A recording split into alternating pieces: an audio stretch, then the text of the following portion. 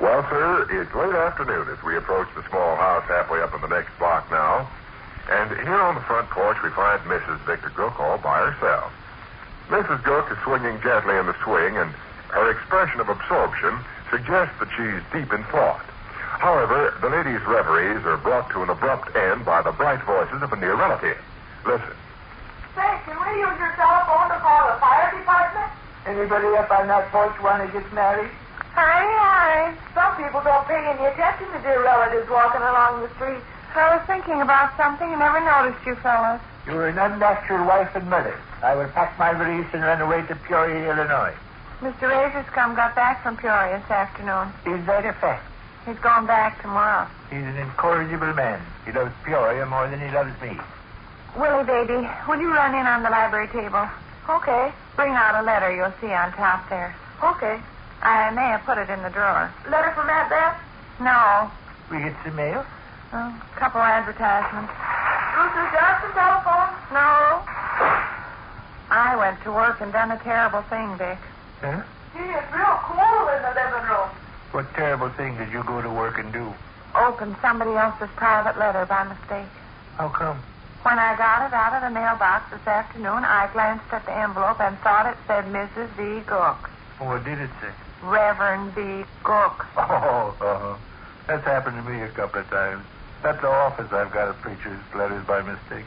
You see, his first name is Vincent, and when the letter just says V. Cook City, the post office can be excused for getting a little mixed up. Well, did you open the letters you got by mistake? No. I did. I never paid any attention to that R.E.D. in front of the V. Cook. And another thing, it had Kleberger's haberdashers printed up in the corner. So, naturally, I thought it was a done. You still owe Kleberger's a little money, don't you? I owe Kleberger's $2. I always owe Kleberger's $2. I intend to go through life owing Kleberger's $2. It's pretty serious opening people's private correspondence, ain't it?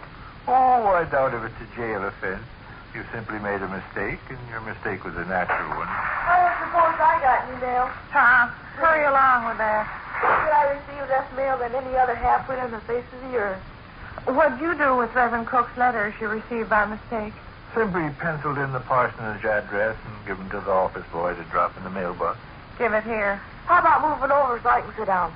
Sit on the railing or someplace. See there? Huh? Doesn't that C look like a G? Yeah. And anybody's liable not to notice the R.E.D. there in front. Goodness, I'm Mrs. V. Gook. Naturally, I wouldn't waste a lot of time studying an envelope that had Mrs. V. Gook on it.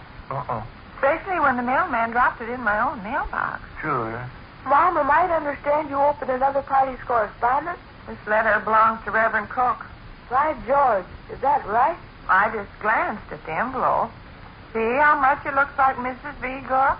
That defense won't stand up very well in a court of law. What big shot is this, I hear? Well, it won't. A smart lawyer could have Mom behind bars in 5 minutes. You cheer up and gladden your mother. Maybe you think the United States Postal Department isn't strict. Last night's newspaper stated where 2 guys from Kentucky got sent to a prison in Atlanta, Georgia for getting funny with other people's mail. Maybe when your mother gets sent to prison in Atlanta, Georgia for getting funny with other people's mail, you'll be thoughtful enough to send her a box of homemade fudge. Oh, no, but it is going to be embarrassing. Why? All you have to do is hand Reverend Cook his letter next time you see him and explain how you opened it by mistake. Ignorance is no excuse in the eyes of the law. Run up Route 66 toward Towanda till you fall down exhausted, and I'll give you a nickel. No, but that's a fact.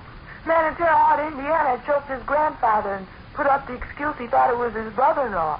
And the judge broke into a scream of scornful laughter and sentenced him to 40 Russell, honey, years. you're frightening your poor old mother almost to death. Now stop it before she begins to sob and cry. Oh, that's all you have to do, Dr. Sleech. Hand Reverend Cook his letter and explain about V. Cook looking like V. Gook. Well, but it's a done. Duns from Kleberger? Mm-hmm. What's the odds? I revel in Duns from Klebergers. I rub Duns from Klebergers through my hair. Let me show you. No. Huh? If you show the contents of that letter to me and Gulf, it makes us accessories. Makes us your Confederates. Implicates us.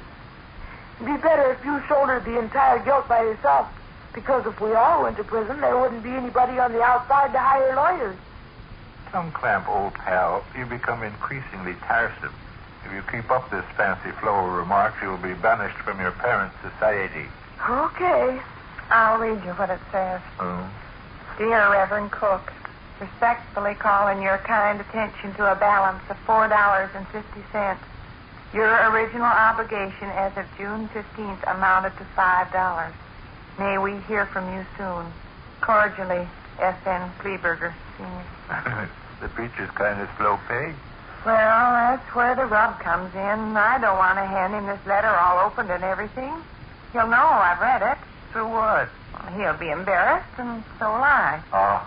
Sure. Here's one of his church people that knows he owes bills downtown. Well, everybody and their brother owes bills downtown. Oh, a minister that way, though. Well, the letter don't say that he's trying to swindle Klebergers. It's just an ordinary routine done that they send out the first every month. Oh, holy smoke. What if you opened the preacher's letter by mistake and it said, Dear Scarchest, we've got the dynamite planted under the First National Bank, and we're all set to collect the swag as soon as you murder the priest for us. Well, no, but just the same, no. You're too thin-skinned. No, I'm not. But look, Reverend Cook made a $5 purchase in at Kleberger store June 15th. That's over 3 months ago. And he only paid 50 cents on it. No, I don't see how I'm going to give him this letter and let him know I know he's behind in his debt. He'll feel foolish, and so will I. Here's the big danger, Mom. Yeah? Here's the big danger. The incident will throw him off base. How you mean? When he discovers you're onto his trick of jipping the clothing store... I never said he was jipping any clothing store. Well, anyway, he's jumping the gun when it comes to his honest debt. He is not. Everybody's got bills, just like God says. Only thing is, I don't like to embarrass him. Well, let me tell you what I was getting at. Reverend Cook realizes you know about the money he owed Klebergers. All right, along comes Sunday. You all go to church. Reverend Cook climbs into the pulpit. He sees your white, nervous face in the congregation. He goes shaky all over. His fingers twitch. He can't think of his sermon. Suddenly he can't stand the strain any longer and pitches over on his face. Thrown into confusion. I guess we'll just have to keep you home from the Baijiu a while. Huh? Too many picture shows makes boys' imaginations all wild. Well, I'm only attempting to See, describe the thing is, when I hand Reverend Cook his letter and explain how I opened it by mistake, we'll have to kind of halfway discuss what's in the letter. That'll be embarrassing. He won't hardly know what to say, and I won't either. And I'll probably get flustered like I do. What would you do?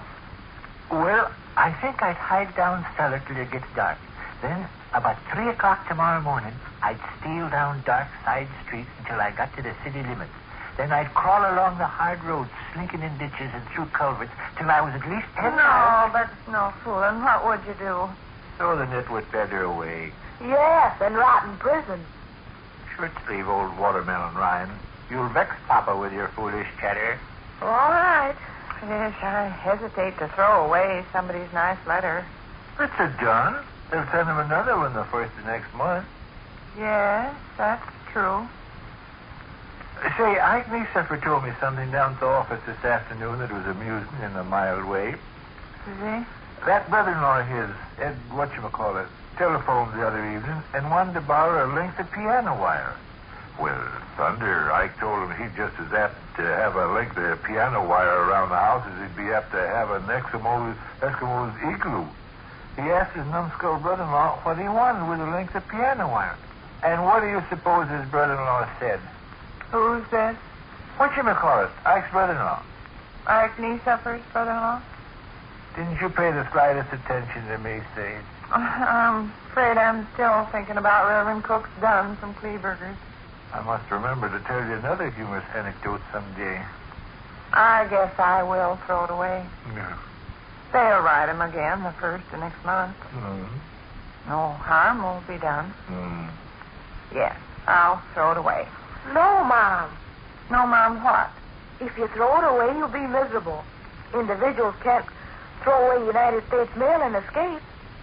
Even if the G-men don't catch you for 10 years, you won't have a peaceful moment. You'll toss and turn in bed at night and whimper in the darkness, and your hair will gradually turn white, and you'll jump at the slightest noise and think you hear voices, and your eyes will have a terror-stricken look, and you'll be seized with fits of wild laughter, and you'll cry. Oh.